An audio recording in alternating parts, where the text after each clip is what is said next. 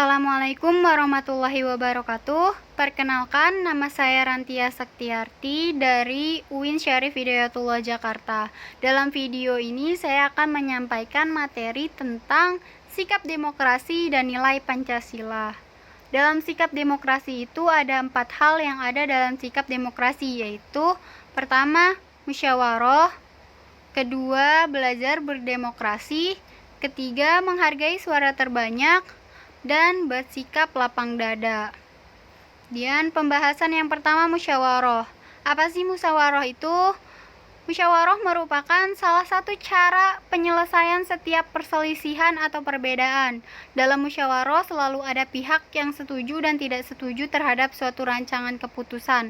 Namun setelah adanya tukar pikiran dan pertimbangan yang matang, maka pihak yang setuju dan tidak setuju akan mencapai titik temu. Semua peserta musyawarah harus mengutamakan kepentingan bersama.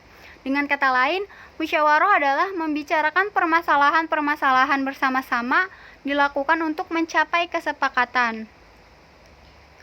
Kemudian musyawarah memiliki ciri-ciri, yaitu musyawarah dilakukan oleh lebih dari seseorang. Kemudian semua orang mempunyai kedudukan yang sama dan semua orang boleh berpendapat.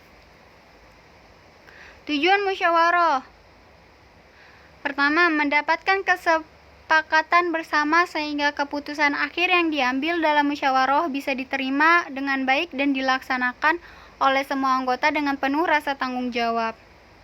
Yang kedua, dilakukan untuk menyelesaikan kesulitan dan memberikan kesempatan untuk melihat masalah dari berbagai sudut pandang sehingga keputusan yang dihasilkan sesuai persepsi dan standar anggota musyawarah.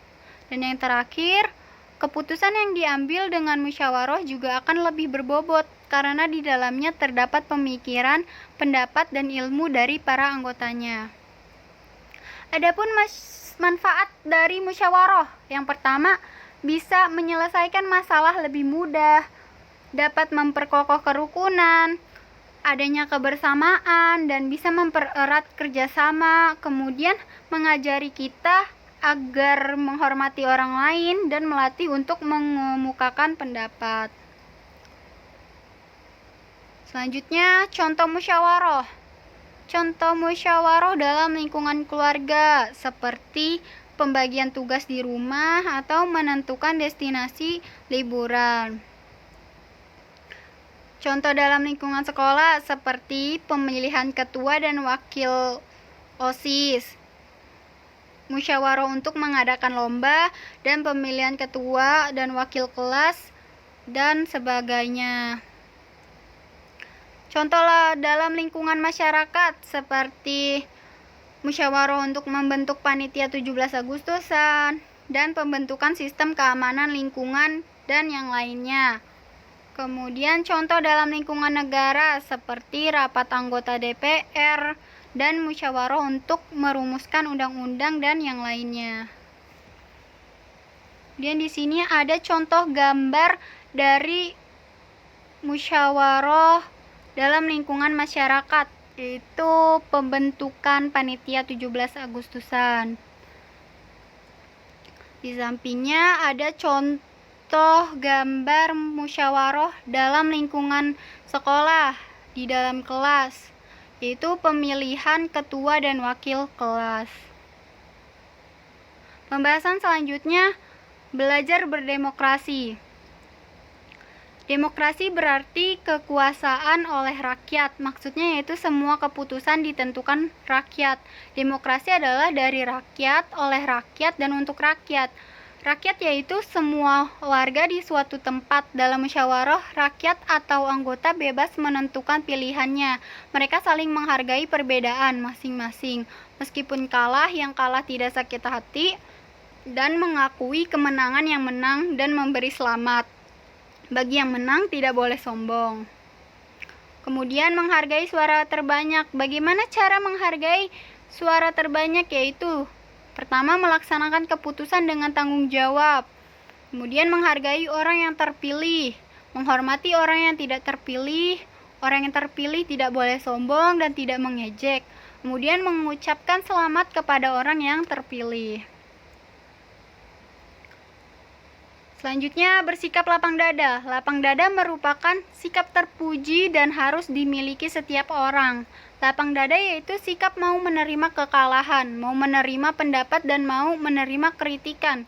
Sikap lapang dada sangat bermanfaat karena dapat melegakan perasaan, dapat menjernihkan pikiran, dapat membuat hati senang. Sikap lapang dada harus dibiasakan. Dalam keputusan musyawarah pun harus dilaksanakan dengan lapang dada.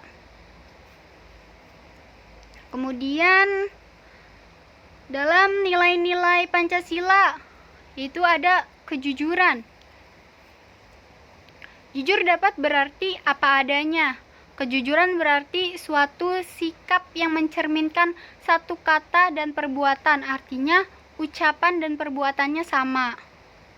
Lalu akibat yang akan kita dapat jika kita tidak berperilaku jujur. Yang pertama, kita akan dijauhi teman-teman.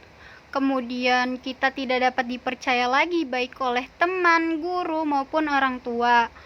Dan kita akan malu ketika bertemu dengan orang lain dan merasa tidak percaya diri. Kemudian contoh disiplin. Sebelumnya nilai-nilai Pancasila selanjutnya itu disiplin. Disiplin artinya yaitu harus menaati peraturan yang ada. Dimanapun tempatnya ada peraturan, maka aturan itu harus ditaati. Jika semua orang menaati peraturan, maka hidup kita akan teratur dan tentram. Contoh disiplin di sini pertama, bangun dan tidur tepat waktu. Kemudian belajar dan mengerjakan tugas dengan teratur, tidak terlambat masuk sekolah, membuang sampah pada tempatnya, tidak mengganggu tetangga, dan tidak menerobos lampu merah.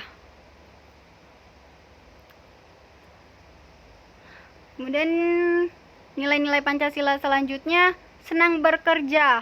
Senang bekerja artinya suka melakukan pekerjaan tanpa paksaan. Senang bekerja harus dibiasakan sejak kecil.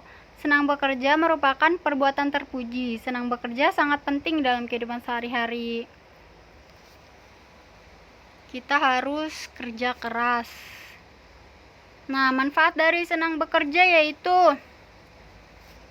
dapat membantu orang lain, melatih hidup mandiri, menyelesaikan pekerjaan sendiri, dapat meraih cita-cita.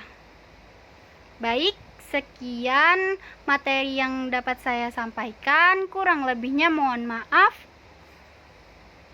Wabillahi taufiq wal hidayah. Wassalamualaikum warahmatullahi wabarakatuh.